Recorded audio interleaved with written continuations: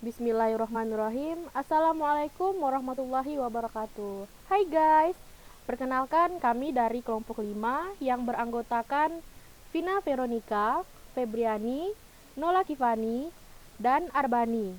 Di sini kami akan membahas tentang manajemen keuangan di sekolah atau BOS. Baiklah, sebelum lanjut ke materi tersebut, jangan lupa like, comment, and subscribe. Dan jangan lupa tekan tombol loncengnya supaya tidak ketinggalan materi-materi selanjutnya dari kami.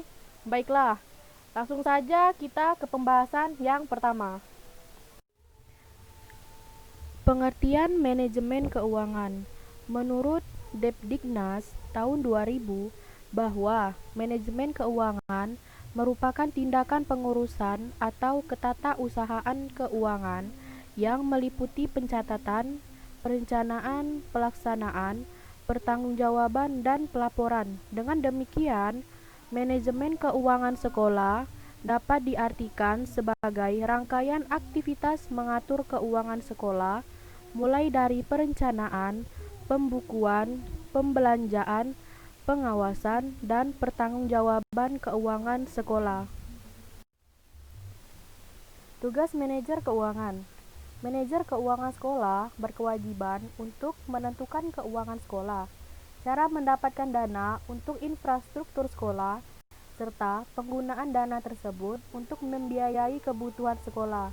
Tugas manajer keuangan antara lain: yang pertama, manajemen untuk perencanaan perkiraan; yang kedua, manajemen memusatkan perhatian pada keputusan investasi dan pembiayaannya; yang ketiga, manajemen kerjasama dengan pihak lain; yang keempat, penggunaan keuangan dan mencari sumber dananya.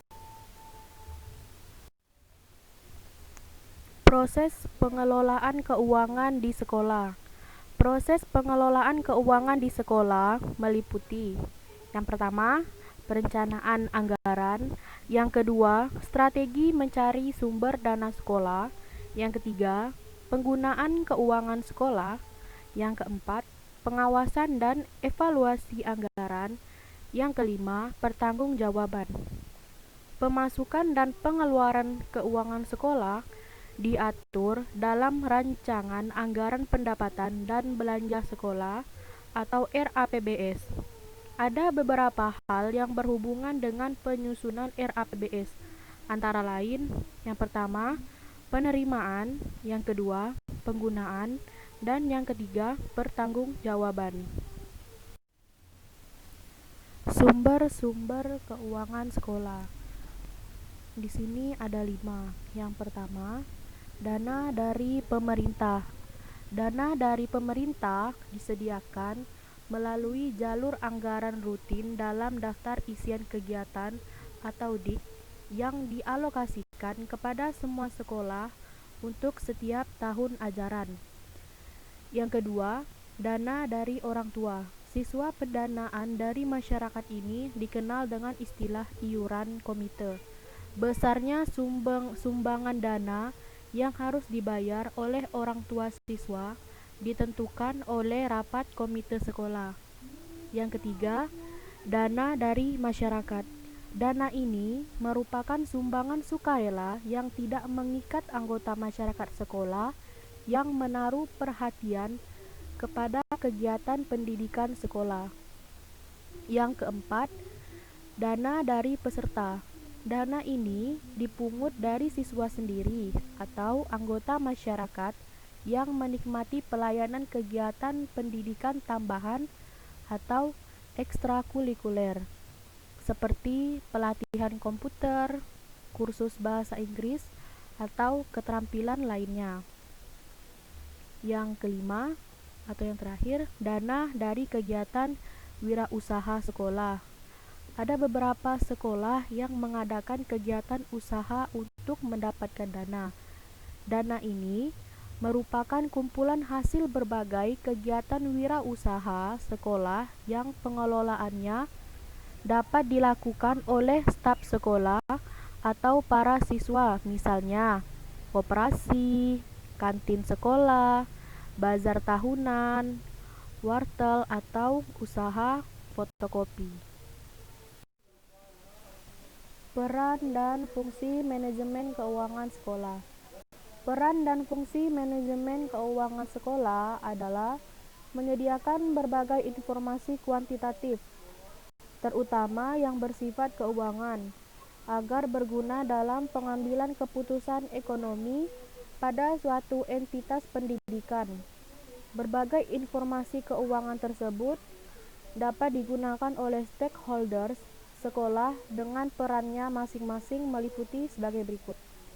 Yang pertama, kepala sekolah memanfaatkan data-data keuangan sekolah untuk menyusun rencana sekolah yang dipimpinnya, mengevaluasi kemajuan yang dicapai dalam usaha untuk mencapai tujuan sekolah, serta melakukan tindakan korektif yang diperlukan.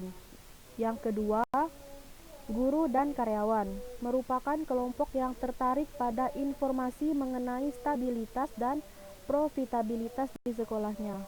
Ini berarti bahwa kelompok tersebut juga tertarik dengan informasi tentang penilaian kemampuan sekolah dalam memberikan imbal jasa, manfaat pensiun, dan peluang kerja. Yang ketiga, kreditur atau pemberi pinjaman tertarik dengan informasi mengenai keuangan sekolah, sehingga dapat memutuskan apakah pinjaman serta bunganya dapat dibayar pada saat jatuh tempo. Hal tersebut berlaku apabila sekolah tersebut memerlukan bantuan dari kreditur. Yang keempat, pemerintah atau termasuk lembaga-lembaga yang berada di bawah otoritasnya tertarik dengan informasi mengenai alokasi sumber daya serta aktivitas sekolah. Informasi tersebut dibutuhkan untuk mengatur aktivitas sekolah, menetapkan anggaran, dan sebagai dasar penyusunan anggaran untuk tahun berikutnya. Yang kelima, masyarakat sekolah dapat mempengaruhi anggota masyarakat dengan berbagai cara. Laporan keuangan sekolah dapat membantu masyarakat dengan cara menyediakan informasi tentang kecenderungan dan perkembangan terakhir terkait pengelolaan keuangan sekolah beserta rangkaian aktivitasnya. Yang keenam, pemasok-pemasok atau supplier tertarik dengan informasi mengenai kemungkinan jumlah hutang sekolah yang akan dibayar pada saat jatuh tempo. Yang ketujuh, orang tua siswa tertarik dengan informasi mengenai kelangsungan hidup sekolah, terutama perjanjian jangka panjang sekolah serta tingkat ketergantungan sekolah. Selanjutnya, yang terakhir, prinsip-prinsip manajemen keuangan. Di sini ada 4. Yang pertama, transparansi.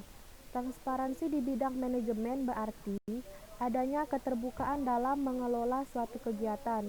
Di lembaga pendidikan, bidang manajemen keuangan yang transparan berarti adanya keterbukaan dalam manajemen keuangan lembaga pendidikan, yaitu keterbukaan sumber keuangan dan jumlahnya, rincian penggunaan, dan pertanggungjawabannya harus jelas, sehingga bisa memudahkan pihak-pihak yang berkepentingan untuk mengetahuinya. Yang kedua, akuntabilitas. Kondisi seseorang yang dinilai oleh orang lain karena kualitas performansinya dalam menyelesaikan tugas untuk mencapai tujuan yang menjadi tanggung jawabnya. Akuntabilitas di dalam manajemen keuangan berarti penggunaan uang sekolah dapat dipertanggungjawabkan sesuai dengan perencanaan yang telah ditetapkan. Yang ketiga, efektivitas diartikan sebagai pencapaian tujuan yang telah ditetapkan. Gerner mendefinisikan efektivitas lebih dalam lagi, karena sebenarnya efektivitas tidak berhenti sampai tujuan tercapai, tetapi sampai pada kualitatif hasil yang dikaitkan dengan pencapaian visi lembaga. Yang terakhir yaitu yang keempat, efisiensi. Perbandingan yang terbaik antara masukan atau input dan keluaran atau output, atau antara daya dan hasil. Daya yang dimaksud meliputi tenaga, pikiran, waktu, dan biaya. Baiklah, sekian paparan dari kelompok 5. Kurang lebihnya kami mohon maaf. Apabila ada salah kata atau kurang dimengerti, silahkan ditanyakan. Assalamualaikum warahmatullahi wabarakatuh.